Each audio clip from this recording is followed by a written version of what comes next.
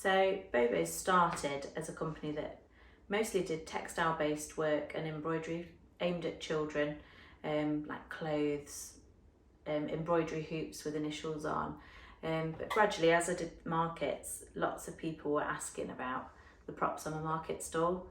And just gradually, I started to sell more of those than I did the textile work. So eventually, we just organically evolved into doing this that we do now.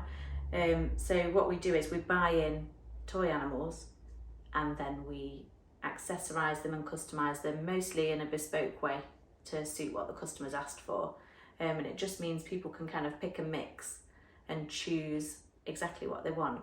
I just feel like they really, once they've been dressed up, they really engage with the customer and you almost can't leave without that animal.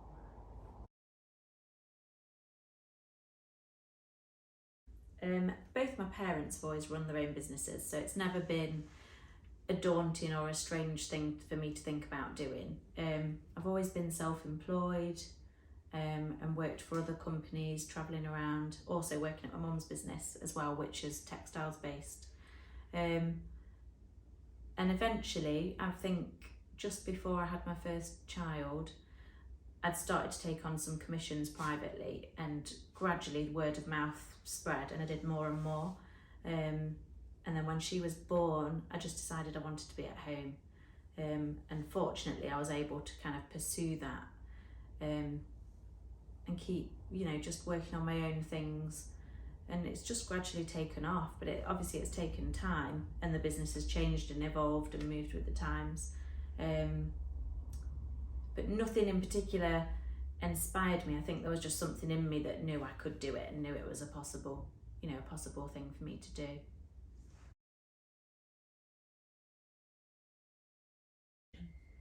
I feel like it's quite an organic process, so I don't often just think up ideas. Usually I'll be inspired by lots of the bits that I have around me. So maybe over the years of collecting buttons or bits of silk and glitter, and I usually keep things and like organise them into different drawers.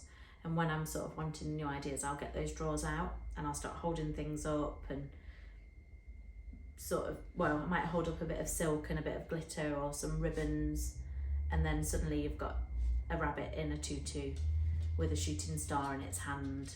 And I guess it just kind of happens like that. And I do think with my product, things can look a bit tacky or clunky, and I've got a real thing about that. So if it doesn't work, I quite quickly move on from the idea and try something else, or it will stay in my head then and I'll work my way through that problem of how can I make that look a bit more, finer, or fine tune the details basically. I also really like chatting to other creative people, and I'm really lucky to have that network of people around me that I can ask, what do you think to this? And I'm always happy to, take a bit of criticism, in the right way. And also having bespoke work from customers can really be great starting points for new ideas.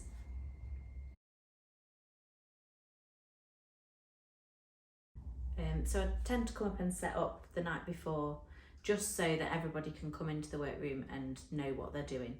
And I don't get bombarded with having to dish out work straight away in the morning.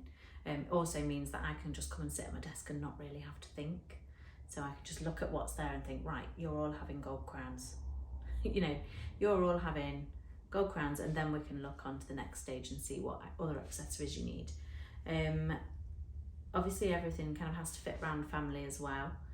So now we've had this room built over Christmas. I tend to bring the kids back to the workroom for half an hour after school, so they do their homework. I finish up and maybe get ready for the next day, and then we all go home together, which has made a massive difference. I usually make for a lot of the day, but then obviously there's so many different roles to play, so sometimes I'll do a bit of admin, marketing, social media. Sometimes it's really hard to fit all those things in, so it's really helpful sometimes to get on with your own work, but then have other people there to be able to say, can you just email so and so, would you mind just making this for, so to be able to wear 3 hats all at the same time because you've got extra people here is so helpful.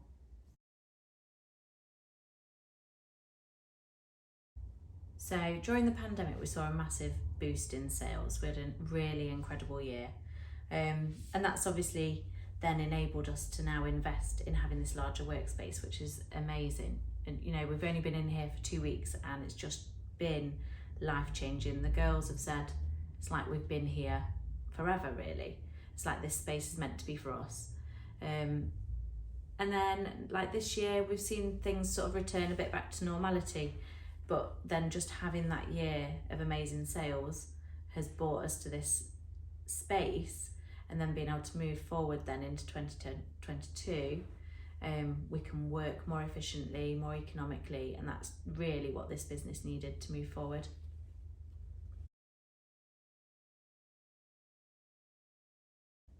I feel like it's probably the one most important thing for me as a small business, to be able to not only show my customers product shots on the website, but to be able to show them products in real life and customers' photos through Instagram.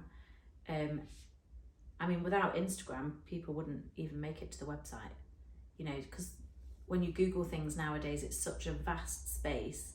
You know, if you can reach your customers through a social media platform first, then that will drive traffic to your website, but also gives them the opportunity to speak to you or to speak to someone that works with you, and have that kind of personal, it's a personal touch really. People feel like they get to know you, not just your business, and people really buy into that.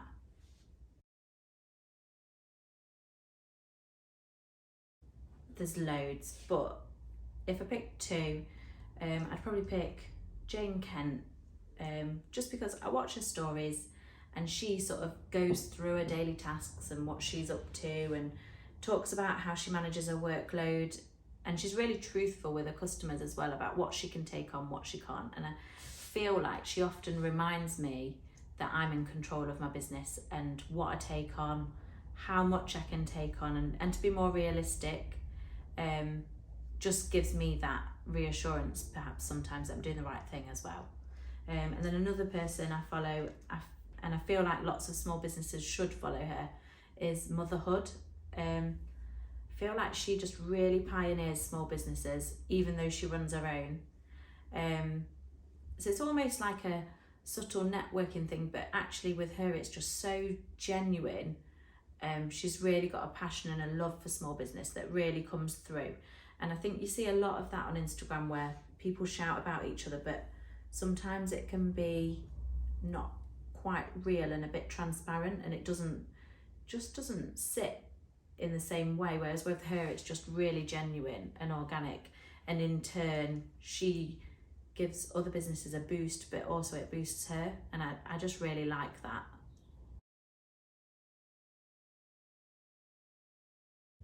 I mean, obviously ultimately my favourite thing to do is make, and I guess I'd hate to see that change. I'd hate to see that somebody else was making everything and I was doing all the boring jobs. So I have somebody that helps with admin. I still do a lot of admin, but she just, you know, helps in a sense that actually I could still sit there making and she could ask me questions and how to answer them. So a lot of the time I'd still be replying, it's just that she's doing the typing, which is amazing. Being able to just delegate things to her as I'm making is so good. Another thing that I do is I take a lot of photos myself and do some of the shots myself, but then occasionally I do like to get in other creators as well and use people for my photography and styling. I just find that really important. It supports other small businesses that are doing similar things, but also just having, when you work on your own, you're creating on your own, having that input, you know, outsider input is so nice, and it's also really good to see what other people do with your products as well.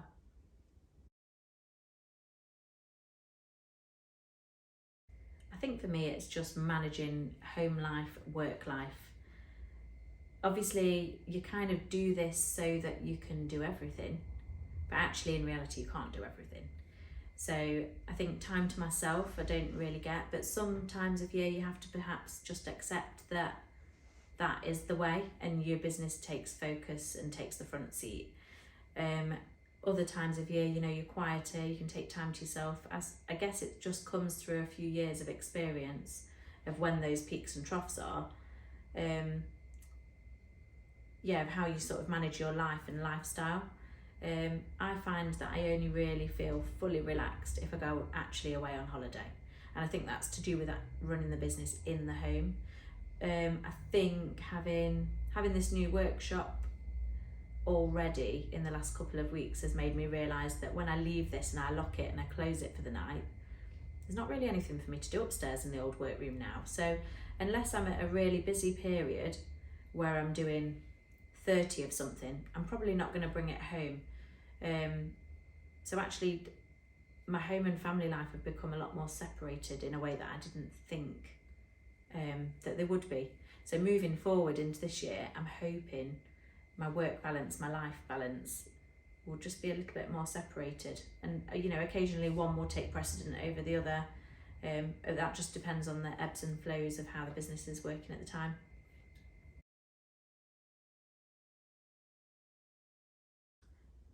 I think lots of people think that businesses just pop up, work and make money straight away, and it's not the case at all.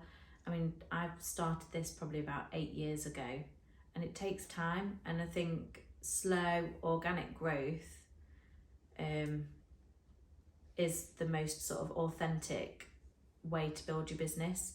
I understand that there's pressures where people need to make money, but it most of the time isn't going to happen like that.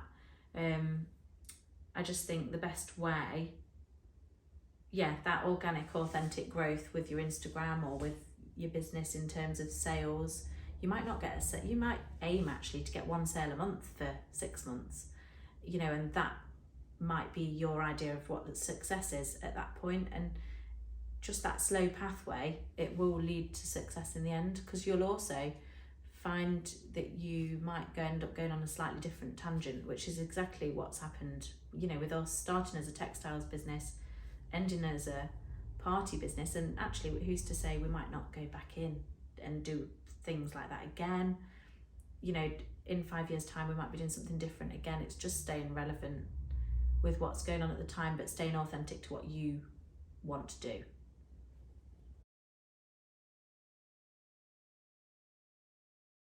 I mean, we've only just moved into this new space, and it's incredible to think really that 8 years ago I was getting a little box of workout at my kitchen table and putting it away every night. You know, it's so jarring to keep doing that for a long time, and then we moved into a spare room upstairs. Now we've come into here, and just to have a dedicated space for the business that is big enough for the business to grow as well is amazing. I mean, I know it's still going to come with its pressure of, you know, we've got to pay for this, and we, you know, this year I'm aware that that puts a bit more on me and the business, but I'm determined that actually all I've got to do is just keep looking forward, keep creating, and just keep thinking that this is going to be a success.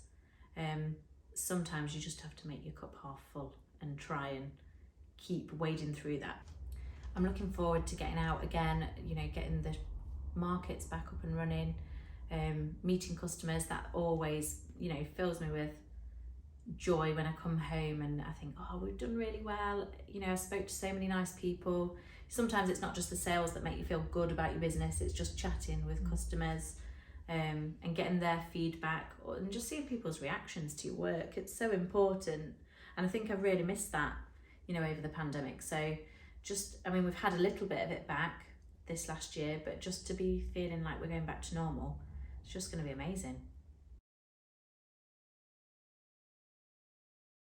I found it really hard to answer this question because and I've come to the conclusion that I would have chose myself to limit any information of what was coming, because actually if you'd have told me how busy I was going to be and how much work I was going to do, I think I would have thought I couldn't cope with it.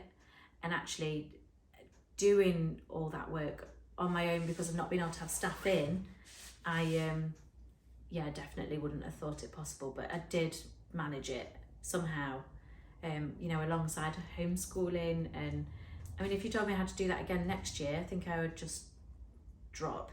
I think I'd just drop to the floor and say no. So I think it's best that I didn't know what was coming and that I just took it on the chin as it came. And actually, I've worked so hard that year and made the money to be able to make this next step. And if I hadn't have gone through that, we wouldn't have this. And our business would just be probably at the same level or very, very gradually growing